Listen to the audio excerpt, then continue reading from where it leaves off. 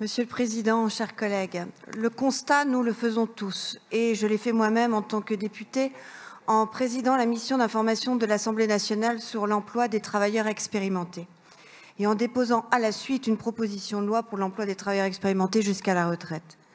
En 2021, la part des 50-64 ans représente 19,2% de la population française. La France se distingue par un taux d'emploi des plus de 55 ans des plus bas de la moyenne de l'Union européenne, et ce, quel que soit le niveau de diplôme. Ce constat est sans appel. Et nous parlons bien ici de discrimination à l'embauche. Elle est d'ailleurs dénoncée avec une vigilance constante par le défenseur des droits. Si nos seniors connaissent des difficultés d'accès et de retour à l'emploi, cela résulte des freins propres au marché du travail, des réticences des recruteurs, des préjugés, notamment liés à l'impact des salaires, à la question de productivité ou encore au manque d'appétence supposé de nos seniors à l'égard des nouvelles technologies.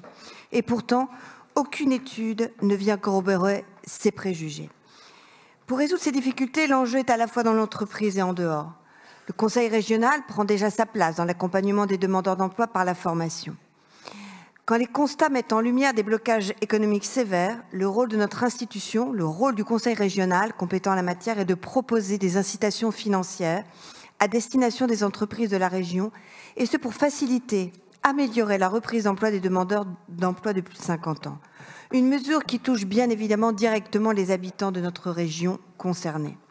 C'est l'esprit et surtout le signal qui est donné avec notre aide régionale à l'embauche des seniors et avec l'affectation d'une première enveloppe, un montant de 300 000 € pour 100 contrats.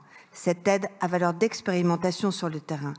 C'est ainsi que nos aides régionales sont construites et permettent d'être pertinentes et efficaces, en étant confrontées à la réalité de terrain, à la réalité des entreprises et des demandeurs d'emploi pour être ensuite corrigées, adaptées et généralisées. Nous revendiquons ce pragmatisme et c'est celui que nous conduisons depuis décembre 2015. Cette aide porte un signal fort, celui de changer des mentalités, de faire tomber les préjugés, de redonner un espoir fort à ces hommes et à ces femmes confrontés au chômage de longue durée, au déclassement professionnel, voire à la perte d'estime de soi. Pour finir mon propos, je souhaite saluer les structures ou associations qui œuvrent pour mettre en relation les seniors avec les entreprises et qui seront associés à ce nouveau dispositif, et rappeler qu'au-delà de cette nouvelle aide, nos valeurs de famille politique, nous pensons et affirmons fort que nul n'est inemployable et que toute personne a droit au travail.